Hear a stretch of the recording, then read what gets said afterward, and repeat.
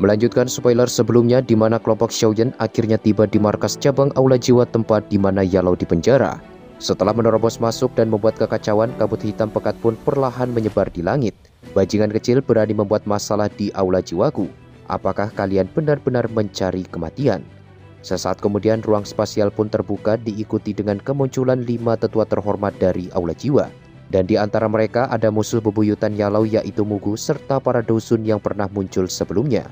Begitu melihat Xiaoyan, ekspresi Old Mugu pun seketika berubah dan berkata, "Xiaoyan, rupanya kau masih belum mati."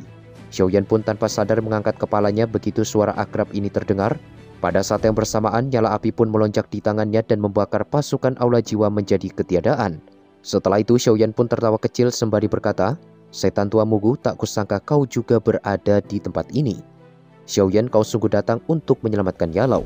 Harus diakui bahwa keberanian kelompokmu ini benar-benar tak terbatas. Kau bahkan berani merebut seseorang dari tangan Aula Jiwa kami.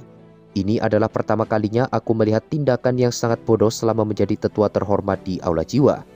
Tetua lainnya yang berada di samping Old Mugu pun perlahan bersuara, "Feng Zunze, setelah sekian lama sepertinya kau masih belum juga menyerah."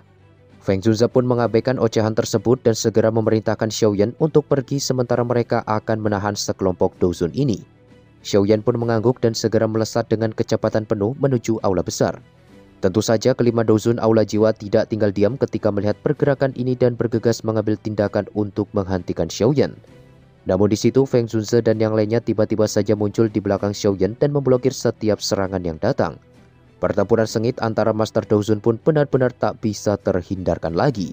Sementara pertarungan dahsyat meletus di langit, Xiaoyan pun memanfaatkan celah ini dan segera melanjutkan perjalanannya. Namun di situ seorang tetua dusun yang sangat familiar pun muncul dan langsung menghentikannya. Tidak salah lagi, tetua dusun ini adalah sosok kuat yang sebelumnya menghancurkan kesadaran spiritual Xiaoyan sebanyak 2 kali ketika menemui Yalou di masa lalu. Ekspresi pria tua itu pun seketika berubah menjadi gelap.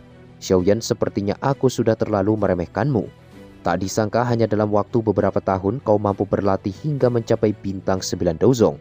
Sayangnya kau membuat kesalahan dan datang ke tempat ini. Oleh karena itu, aku yang lama akan menguburmu di sini untuk selamanya." Setelah mengatakan itu, Doki telapak tangan pun seketika melesat dan menerjang lurus ke arah Xiaoyan. Tidak seperti di masa lalu, Xiaoyan kini tidak mundur dan merasa gentar sedikit pun. Sesaat kemudian, energi Doki bercampur api ungu kecoklatan pun melonjak hebat dan akhirnya bertabrakan dengan telapak tangan tersebut. Gelombang energi pun dengan cepat menyebar hingga menyebabkan kerusakan yang cukup besar di sekitar aula. Meskipun Xiaoyan telah mengerahkan seluruh kemampuannya, namun dia masih dipaksa mundur beberapa langkah. Seorang elit dusun memang tidak bisa diremehkan. Dibandingkan dengan Xiaoyan, ekspresi tetua Aula Jiwa kini benar-benar jelek. Pada pertempuran pertama mereka, dia hanya perlu sedikit usaha untuk melenyapkan kesadaran spiritual Xiaoyan. Namun pada pertemuan ketiga ini, Xiaoyan sebenarnya bisa mengandalkan kekuatan bintang 9 Dozong miliknya untuk menahan serangannya secara langsung tanpa terluka sedikit pun.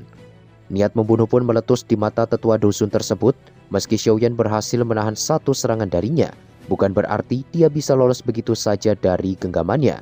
Dalam sekejap tubuhnya pun menghilang dengan kecepatan kilat dan bergegas menuju Xiaoyan. Namun sebelum serangannya sempat mendarat, kilatan emas yang tidak lain adalah boneka siluman pun tiba-tiba muncul dan memblokirnya. Xiaoyan pun tersenyum dingin dan bergegas mengambil kesempatan ini untuk menyelinap ke dalam aula. Dikarenakan ada boneka siluman, tetua itu pun hanya bisa berteriak marah dan memerintahkan seluruh pelindung yang ada untuk menangkap Xiaoyan tidak peduli hidup atau mati. Meskipun ini hanyalah aula cabang, namun pertahanannya tidak lebih lemah dari beberapa fraksi tingkat atas. Di sepanjang perjalanan, Xiaoyan berusaha menghabisi para antek Aula Jiwa secepat mungkin, hingga akhirnya 4 pelindung di ranah Dozong bintang 7 pun muncul untuk menghentikannya. Tanpa basa-basi, mereka pun segera menyatukan kekuatan dan membentuk seekor piton hitam raksasa berukuran ratusan kaki. Hanya 4 pelindung saja berani mencoba untuk menghentikanku. Meskipun mereka berempat cukup kuat, namun dengan level kekuatan Xiaoyan sekarang, itu semua benar-benar tak berarti di matanya. Sesaat kemudian, api ungu kecoklatan pun melonjak dan menjelma menjadi seekor naga api yang secara langsung melesat dan bertabrakan dengan piton hitam Aula Jiwa. Tabrakan keras ini pun secara alami menimbulkan ledakan yang mengejutkan jiwa. Riak energi yang menyebar sangatlah kuat hingga menyebabkan 4 pelindung tersebut menerima serangan balik dan mengalami cedera fatal. Meski telah menggabungkan kekuatan, ternyata semua itu masih belum cukup dan hanya perlu satu serangan bagi Xiaoyan untuk mengalahkan mereka semua.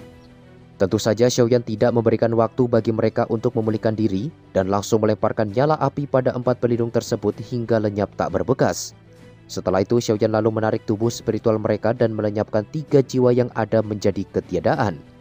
Dengan niat membunuh yang sangat kejam, Xiaoyan pun lantas bertanya pada satu tubuh spiritual yang tersisa, "Di manakah tempat-tempat jiwa dipenjarakan?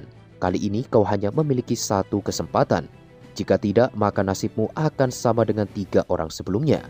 Di bawah penindasan Xiaoyan, pelindung itu pun benar-benar merasakan takut yang luar biasa dan akhirnya memberitahu Xiaoyan di mana lokasi jiwa-jiwa dipenjarakan. Setelah mendapatkan informasi yang dibutuhkan, Xiaoyan pun segera melanjutkan perjalanan. Pada saat ini dia tidak boleh membuang-buang waktu, mengingat Feng Zunze dan yang lainnya sedang berjuang keras untuk menahan pihak lawan. Singkat cerita, Xiaoyan pun akhirnya tiba di bagian ujung aula. Terlihat di sana ada sebuah pintu hitam besar yang terbuat dari logam. Menurut perkataan pelindung sebelumnya, tempat ini seharusnya adalah aula utama tempat di mana jiwa-jiwa dikurung. Doki ungu kecoklatan pun seketika meluap dari tubuh Xiaoyan. Dengan kekuatan penuh, dia lantas melayangkan tinjunya dan berhasil menghancurkan pintu logam tersebut. Begitu terbuka, pemandangan yang cukup familiar pun kembali muncul, meski Xiaoyan sudah melihat situasi seperti ini sebanyak 2 kali. Namun itu jelas berbeda ketika menyaksikannya secara langsung dengan tubuh aslinya. Sesaat kemudian Xiaoyan lantas berjalan memasuki alun-alun yang mengandung aura kematian ini. Tubuhnya pun seketika melesat bagi anak panah sebelum akhirnya terhenti di sebuah platform datar. Mata Xiaoyan pun sontak memerah ketika melihat sosok pria tua yang tergantung lemas di tengah-tengah platform tersebut. Xiaoyan pun segera berlutut sembari berkata dengan suara penuh duka, "Guru, aku akhirnya berhasil sampai di sini." Ketika Xiaoyan berlutut, Yalo yang terjebak dalam kluster cahaya pun sedikit bergetar. Setelah itu dia pun perlahan membuka matanya sembari tersenyum lemah dan berkata, "Anak kecil, kau benar-benar sudah berubah." Kalimat singkat ini pun menyebabkan sakit hati yang dirasakan Xiaoyan mencapai puncaknya. Namun pada saat ini dia harus mengesampingkan semua perasaan itu dan harus memikirkan cara untuk membawa Yalo pergi meninggalkan pegunungan jiwa kematian ini terlebih dahulu. Singkat cerita, Xiaoyan pun lantas mengulurkan tangannya di atas kluster cahaya. Dalam sekejap, kekuatan spiritual yang sangat megah pun melonjak di antara alisnya dan seketika membungkus kluster cahaya yang mengurung Yalo. Meskipun kondisi Yalo saat ini sangat lemah, namun ketika Xiaoyan mengerahkan kekuatan spiritualnya, keterkejutan pun tiba-tiba muncul. Dia bisa merasakan bahwa energi spiritual ini telah memasuki ranah negara jiwa. Pencapaian yang ditujukan Xiaoyan ini benar-benar telah melebihi harapannya. Pada saat yang bersamaan, kluster cahaya pun perlahan mulai retak sebelum akhirnya hancur berkeping-keping. Meski penghalang tersebut berhasil dihancurkan, namun kini masih ada rantai pengekang yang menahan Yalo. Rantai hitam ini merupakan benda khusus yang dapat mengunci jiwa seseorang dan sangat sulit untuk dihancurkan. Meskipun begitu, Xiaoyan pun tetap mengabaikan hal itu. Sesaat kemudian tangannya pun menggenggam erat rantai hitam yang tergantung dan langsung membakarnya dengan api ungu coklat hingga mengeluarkan gelombang asap putih.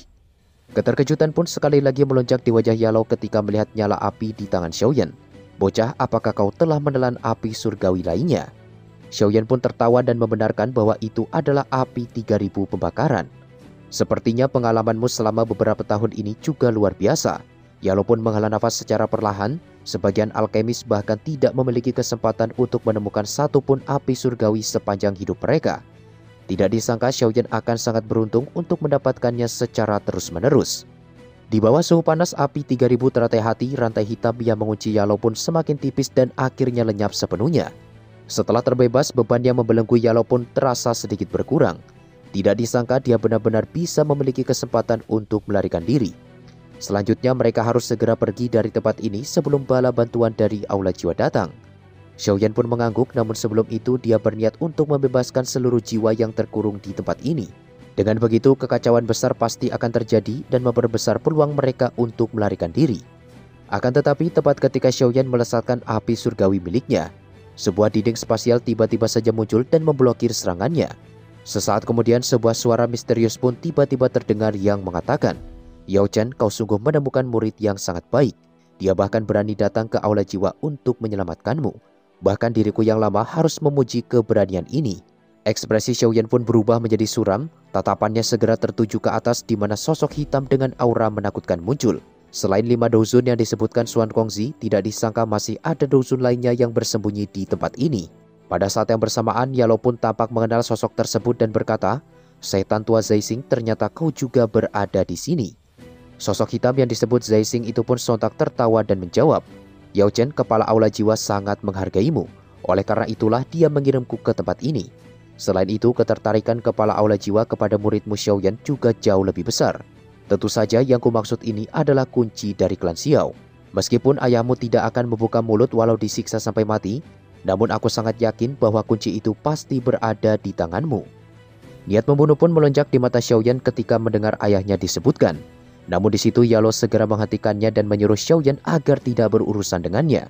Bagaimanapun hantu tua Zaising ini memiliki kekuatan yang sangat menakutkan mengingat dia adalah salah satu Tianzun dari aula jiwa.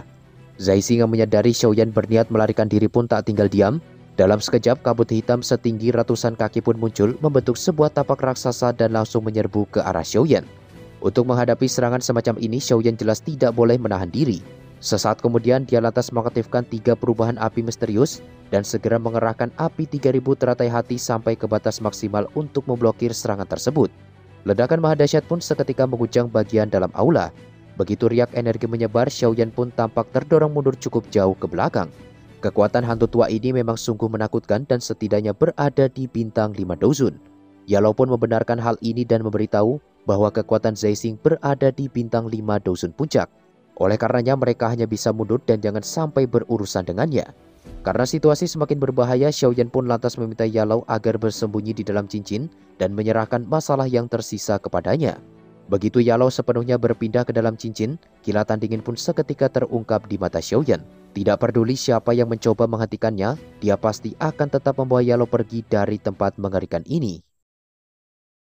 I know you told your friend you're not okay. And tell me what's wrong and why you never said you felt that way. And guess you're trying to stay strong and fake a smile until I look away. But I've known you too long, it hurts to watch your blue eyes fade to gray as you fade away.